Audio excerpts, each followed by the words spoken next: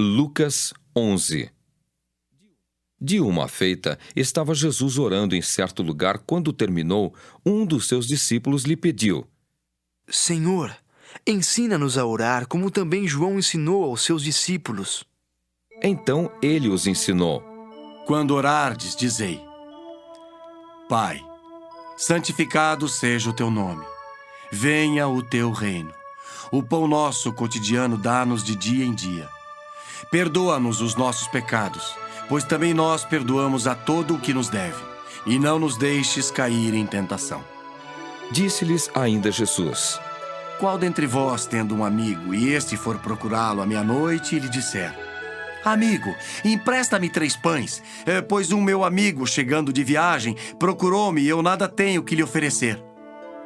E o outro lhe responda lá de dentro, dizendo: Não me importunes, a porta já está fechada, e os meus filhos comigo também já estão deitados. Não posso levantar-me para tos dar. Digo-vos que, se não se levantar para dar-lhes por ser seu amigo, todavia o fará por causa da importunação, e lhe dará tudo o de que tiver necessidade. Por isso vos digo: pedi e dar-se-vos-á, buscai e achareis, batei e abrir-se-vos-á. Pois todo o que pede recebe, o que busca encontra, e a quem bate abrir-se-lhe-á. Qual dentre vós é o pai que, se o filho lhe pedir pão, lhe dará uma pedra? Ou se pedir um peixe, lhe dará em lugar de peixe uma cobra? Ou se lhe pedir um ovo, lhe dará um escorpião? Ora, se vós que sois maus, sabeis dar boas dádivas aos vossos filhos, quanto mais o Pai Celestial dará o Espírito Santo àqueles que lhe o pedirem. De outra feita, estava Jesus expelindo um demônio que era mudo. E aconteceu que, ao sair o demônio, o mudo passou a falar, e as multidões se admiravam. Mas alguns dentre eles diziam: Ora, ele expele os demônios pelo poder de Beelzebu, o maioral dos demônios. E outros, tentando-o, pediam dele um sinal do céu. E sabendo ele o que se lhes passava pelo Espírito, disse-lhes: Todo o reino dividido contra si mesmo ficará deserto, e casa sobre casa cairá. Se também Satanás estiver dividido contra si mesmo, como subsistirá o seu reino? Isto porque dizeis que eu expulso os demônios por Beelzebu. E se eu expulso os demônios por Beelzebu, por quem os expulsam vossos filhos? Por isso, eles mesmos serão os vossos juízes.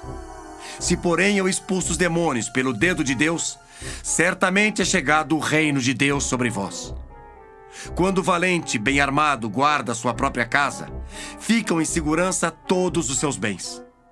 Sobrevindo, porém, um mais valente do que ele, vence-o, tira-lhe a armadura em que confiava e lhe divide os despojos. Quem não é por mim é contra mim, e quem comigo não ajunta, espalha. Quando o espírito imundo sai do homem, anda por lugares áridos procurando repouso. E não o achando, diz: Voltarei para minha casa de onde saí. E tendo voltado, a encontra varrida e ornamentada.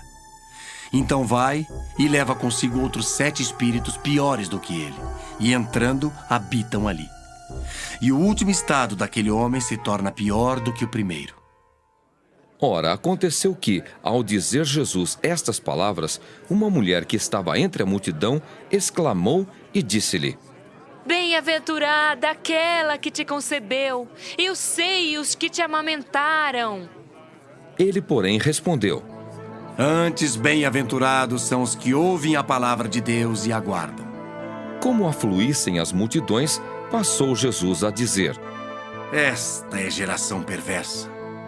Pede sinal, mas nenhum sinal lhe será dado senão o de Jonas.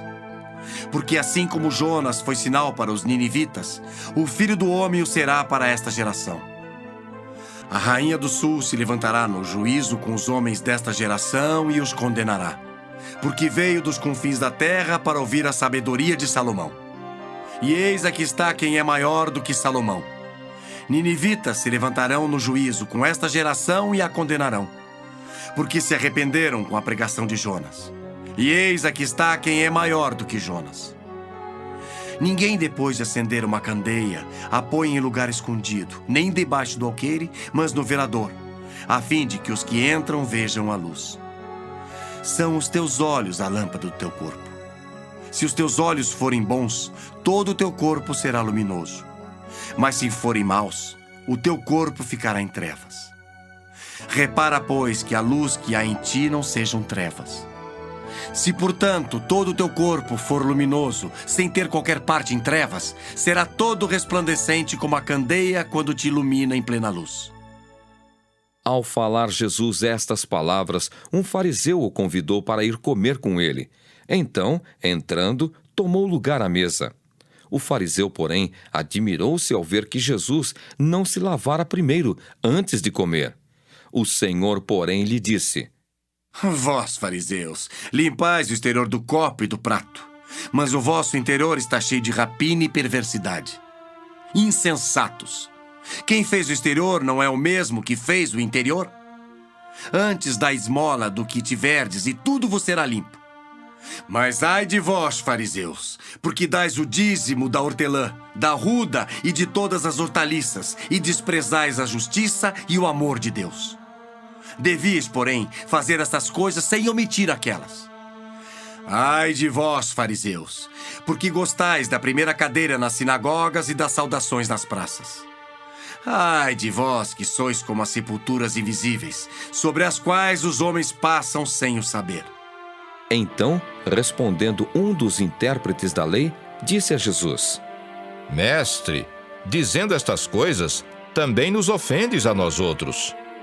Mas ele respondeu: Ai de vós também, intérpretes da lei, porque sobrecarregais os homens com fardos superiores às suas forças, mas vós mesmos nem com um dedo os tocais. Ai de vós, porque edificais os túmulos dos profetas que vossos pais assassinaram.